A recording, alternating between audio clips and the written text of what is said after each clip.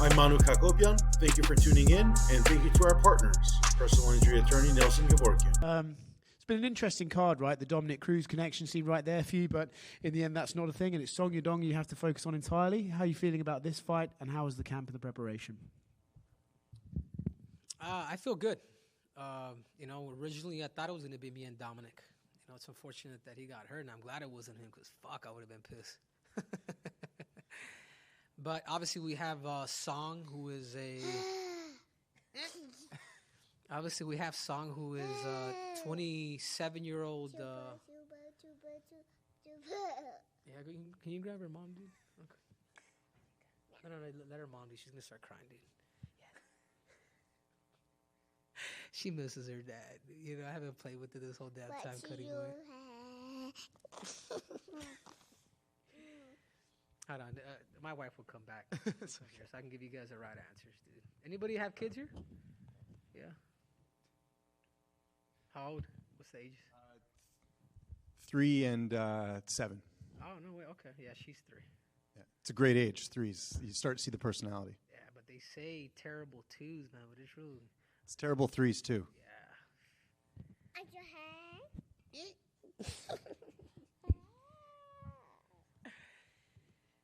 Let's just wait for my wife, if that's okay, guys. Sorry about that, dude. I shouldn't have brought her up. Maybe can you let me do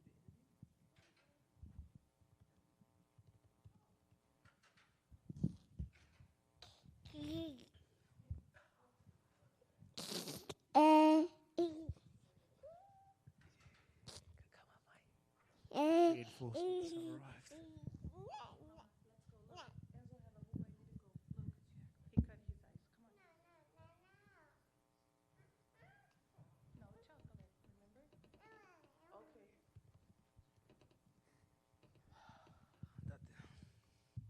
All right, so take 2. Anyways, that's parenting. That's parenting at your finest. Yeah. So Song Yadong, your thoughts on the fight and fighting a young up-and-comer? Yeah. I'm 11 years his elder. He's an explosive fighter, really good at countering. He's a guy that could shut your lights off with one punch. But I think the same reason why his greatest gift is also his worst enemy too. That gas he could completely go straight to E. So I love the fact that they're giving me a younger fighter. I love the fact that my back is against the wall. There's a chip on my shoulder. I love the fact that I'm an underdog because these are the moments where I shine, and I appreciate all of it. So that's what I wanted to talk to you about, right? Like your career, it would be easy for people to think like, okay, Henry's got a couple of fun fights left, and that's what he's going to focus on, like the Dominic Cruzes of the world and stuff. But here you are fighting a guy who's working his way up the rankings and building his career. Does that should that show us that you're still hungry to compete at the top level and you're still after more accolades rather than just having fun? Right, of course, and I love that from the UFC. I love the fact that they're doing that. They're not just doing this legend versus legend shit. Like, you know what, I thought about it too, and I got into it with Hunter Campbell. Pretty bad. This was about a year, but then I called him back. Like, you know what? You're right. If I want to be the best in the world again, give me who you got. Give me your biggest dog then. And they originally wanted me to fight Song at the Sphere, but at that time I had an injury.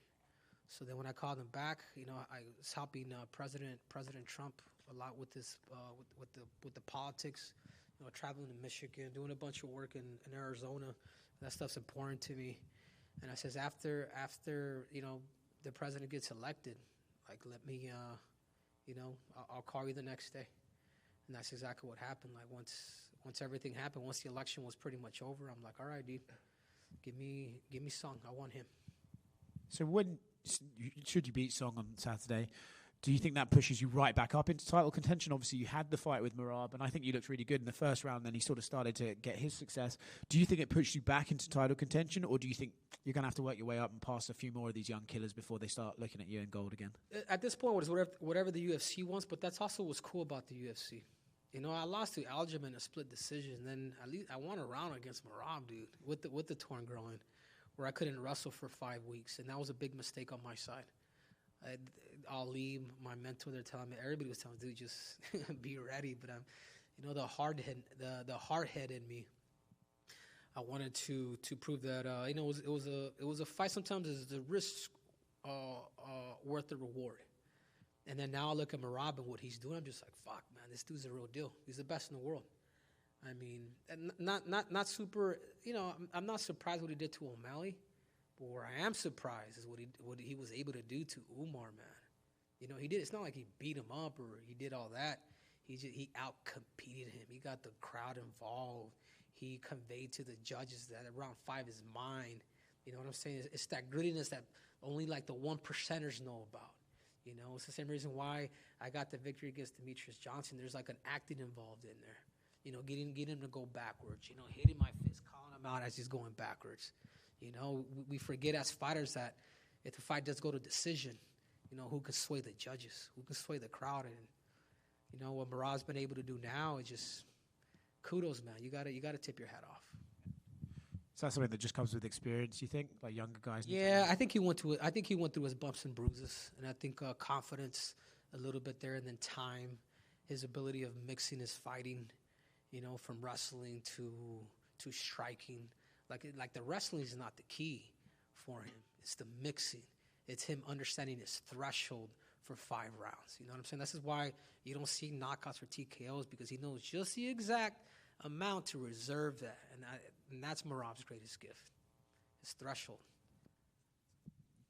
Henry, I know that you were kind of teasing flyweight, bantamweight. Why did you eventually pick bantamweight to, I guess, continue fighting in? Man, I got to cut the weight. I think it's pretty, but there is a potential thing that I could be going back down. With the victory here, I don't think there's anybody at flyweight that could really sell the division. I think there's too many dry people at that weight division. And I feel like what I've done in combat sports, particularly the flyweights, is saving that division back in 2020. There could be a resurrection there. How bad of a cut would that be? I don't even want to think about it. I don't want to think about it, dude. It's like I'm short, but man, look at like my back, man. Look at like my body's just I'm thick, but I'm thick boned, dude. Obviously, but it would definitely be a process, and first things first, dude. Get through song, get through the dong, and do it that way. Is that his nickname for this week? Yeah, but the dong ain't long like Triple C. That's all I gotta say. Obviously, Dominic Cruz pulled out and then eventually retired. And I just wanted to know, you guys had your rivalry and you guys have kind of spit back and forth. But can you just talk about Dominic Cruz choosing to retire and then just his career overall? Yeah, I mean that's his decision. He may go back and be like, hey, you know what? Maybe I want my last dance to be done correctly. I don't think he really made those adjustments as a fighter to really understand his body more. You know what I'm saying? Like, I'm gonna give you guys an example. Khabib did a really good job of going through injuries and then adapting and then adjusting. How's it that he could get better? A lot of fighters have gone through that, but I don't feel like Dominic really or ever found it. Whether it was rest, nutrition, overtraining, undertraining, whatever that may be. But other than that, dude, he brought a lot of attention to the lower weight classes.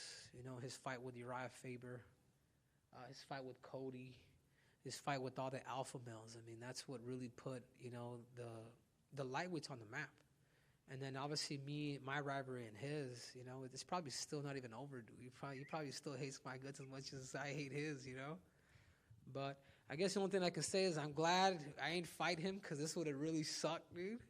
And congratulations to him that he just retired. And finally, one for me.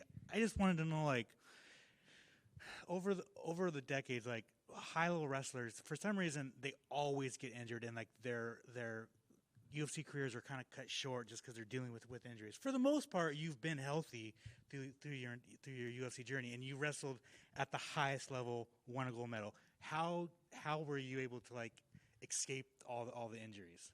Honestly, I stretched a lot, man, since the beginning, since I was a kid. And I think that's what saved me from a lot of injuries. I've always been somebody that, as hard as I trained, I recovered quite a bit. And a lot of the injuries was just wear and tear, dude. Like, I remember blowing my shoulder out with Marias. in that first round, and that was just from throwing so many jabs. From the time I started fighting, so many shots, you know. But I think the biggest thing is I've always took recovery to a point where people were like, "Really, you gonna take 2 days off?" Like, yeah, man, I did enough. Like, my body needs to rest, and I gotta re-attack it and then re-break it again. Even when I was training for the Olympics, I'll let you guys in on one little thing because I like your question. Even as a high schooler, I would work out so much, like during those 5 days, that typically when the coach would say, "Hey, man, you guys do something on Saturday," I would take, and this was literally I was in high school. I would take Saturday and Sunday off because I knew everything that I did throughout the week was just enough and just right, and for me to feel ready to re-break my body again on Monday. Crazy, right? Just, you know, having that belief and really recovering my body. Henry right here. Henry, I saw you just had the partnership with Full Violence. I like the Short King branding. I gotta say, what made you want to lean into it a bit? I think sometimes Short Kings don't embrace it as much. What was it like? You know what? We're rolling with it. Just, you know, one, I'm a troll. So people are going to try to troll my height. You know, you go with it. You know, I'm not going to be a Danny DeVito. You motherfucker, you motherfucker. I'm not going to do that, dude. I've never been like that. I've always been comfortable with who I am. And I think there's a lot of money to be made because of the Short Kings. And I've made a lot of it because of it. You've been working with a new producer on your content, Mr. Dylan Rush. Can you just talk about the contributions? Dylan Rush? Yeah. Talk about the contributions he's made to your team. Oh, he's an encyclopedia, man. You talk about somebody that knows his stats and of MMA. That's Dylan. You know, Dylan is you know, he's an up and comer. I feel like whenever the time is ready, you know, he's gonna become his own boss. And I think I've always been somebody to allow people to fly, dude. And if I can do anything to help anybody, you know, become bigger, then that's what it is. Even as a, you know, as a persona, as a troll. You know, it's like truly like the bad guys are really the good guys, man. We create storylines. And I think he's, you know, it's all up to Dylan, man, how far he wants to take it. I think he's, you know, he talked about maybe working for the UFC, but I told him, like, Dylan, you're bigger than that. You could, you know, you don't need to necessarily be, I think you're at that level where you could be your own boss and create your own content because he's super creative. He's got a great future ahead of him. Final question. You kind of my next question is how much money did you give? He's the homie. He's a friend discount right there. Henry, final question. You kind of have this friendly rivalry with Kayla Harrison, both two Olympians. She's on deck potentially to fight for the title. If she gets that UFC belt, are you okay sharing the Triple C moniker? There's only one, and that's Triple C, man. I think, and I'll do respect to Kayla. She's great, man. She's one of the greatest combat. If she does win this belt, she can go down as, you know, top 5. But, man, there's nothing like winning a gold medal in wrestling. And I'll say that to anybody's face.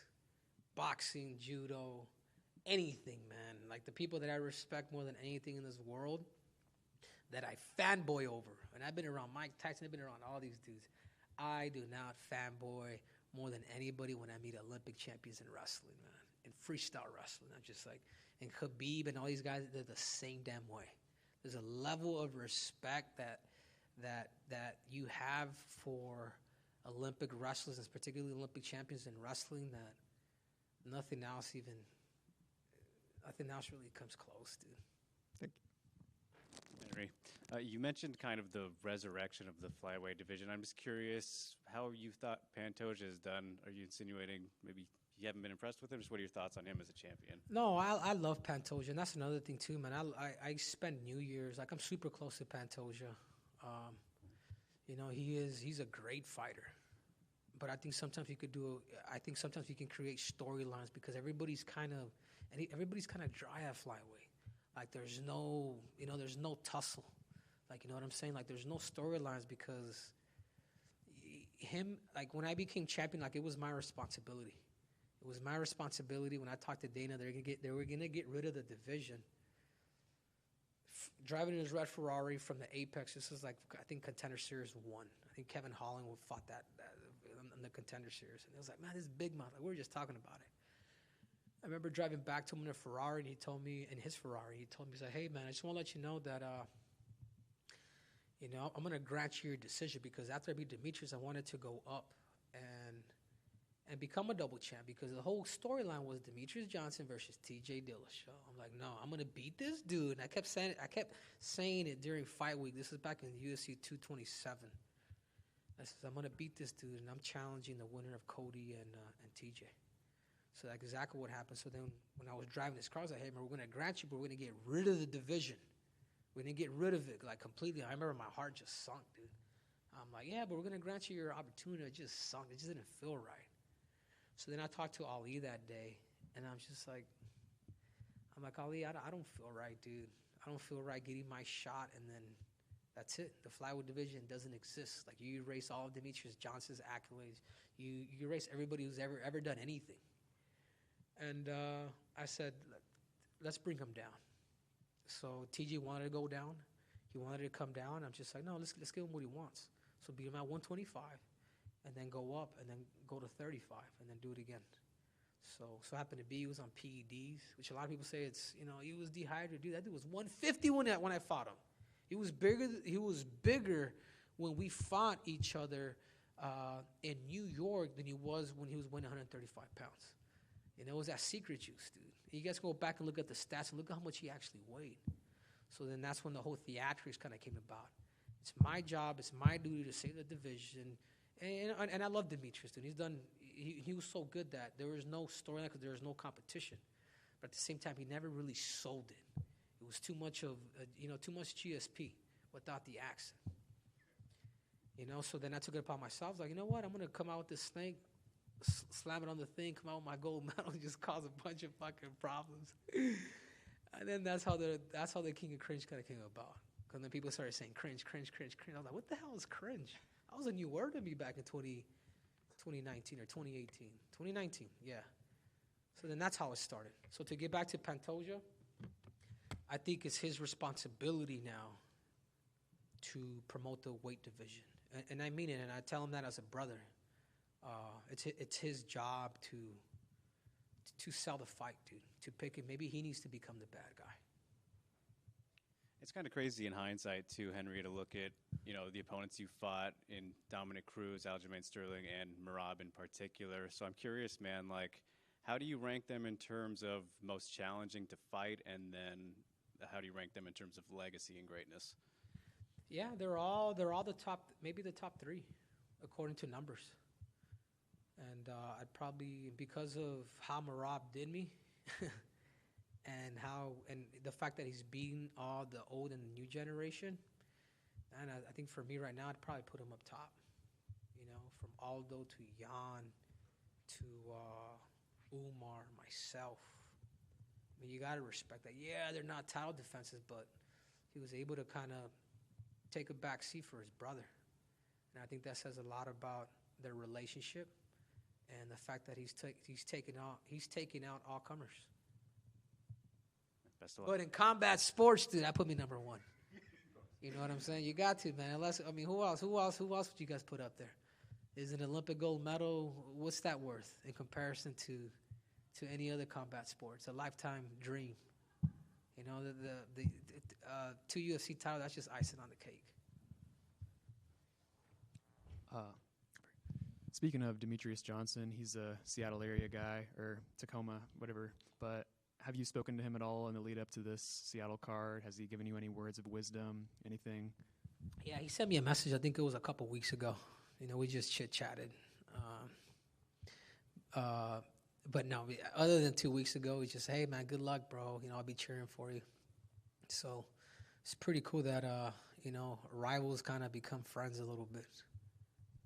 I'm sure he'll have a reaction video after the fight. He'll probably be going crazy for you. Yeah. As far as Song Yadong goes, do you think that standing and trading with him is a good path, or are you going to mix in that Olympic wrestling? This is MMA. And I think one of the things that I do bring to the table is my ability to make adjustments. If I have to sit there and bang with them, let's go. I can go Mexican style too. Let's go. I've done it before. I've done it with Mariah's when I have to. One thing that I do know more than anybody is winning. Despite my last 2 losses, I know what it takes, and I know where I'm willing to take my body, and I know where I'm willing to go. And I think that's the difference in my experience of competition. Thanks. Anything else, Dylan? You have anything? Sean O'Methley? Sure, dude. After this fight, maybe we can do it, but I don't think he would want to, man. I think stylistically it's going to be a problem for him. Thank you. Hey, you guys make sure to go to Full Violence and get the Short King shirt. I'm out!